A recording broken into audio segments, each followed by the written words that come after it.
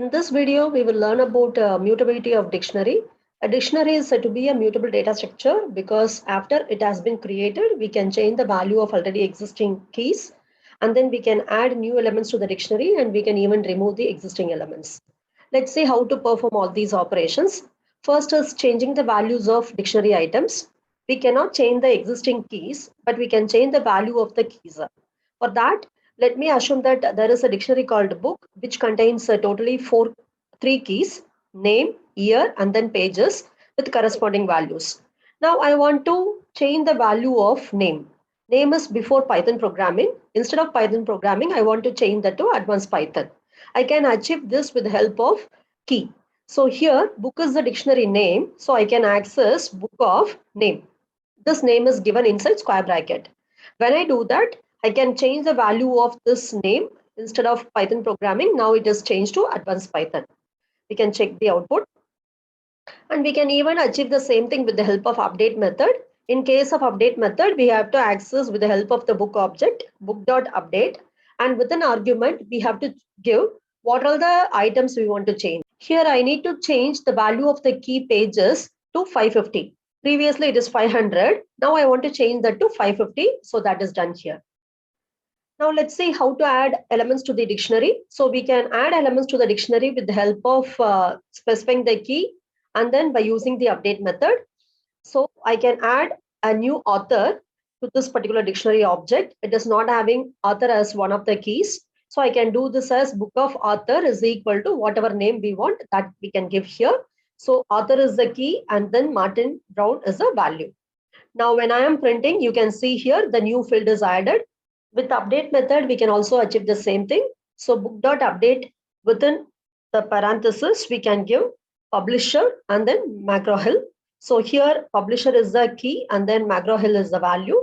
So we are giving that by separating with the help of colon. So now the new field is added to the dictionary. Now let's see how to remove the existing elements. We can achieve this in many ways. The first method is pop. Pop is going to remove the item with the specified key and then it is going to return the value. Let me print the existing dictionary now. It is having fields called name, year, pages, author, and then publisher. Now I'm going to remove this publisher. So for that, I have to call the pop method with the help of the book object.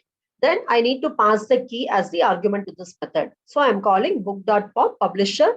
This is going to return the value of that particular key. So McGraw-Hill is written. And when I print the book after this, I'm not getting publisher as one of the dictionary element because it is removed from the dictionary. When book.pop item is called, it is going to remove an arbitrary key value item pair from the dictionary and that will be written as a tuple. So if you consider here, it is returning author and author is the key and the value is returned and this is written as a tuple. When I print the remaining dictionary, I'm going to get only the remaining fields. And we can remove the dictionary element by means of the del keyword. And this is going to remove individual elements or entire dictionary can be removed completely from the memory. Let's see how to remove an individual element from the dictionary by using del keyword. So del is a keyword. So we are not going to use any open and close parenthesis. So del, whichever has to be deleted, that we are going to give. Now from this dictionary, I am going to delete the year. So I'm giving book of year. When I do that, del is going to delete it completely from the memory. When I print the remaining dictionary elements, I am getting name and pages alone printed on the screen. And you can call the clear method with the help of the book object. And this is going to remove all the elements at once from the dictionary. After that, when we print the dictionary, we are getting only the empty dictionary. Using the del keyword, we can remove the dictionary completely from the memory. So the syntax is del followed by the dictionary name. After that, when we print the dictionary, we will get an error, that is name error, name book is not defined. It was there in the memory before, but now it is completely removed. So when we compare the difference between book.clear and then del book, book.clear is going to remove all the elements, but the dictionary will be there in the memory. So you will have an empty dictionary existing in the memory.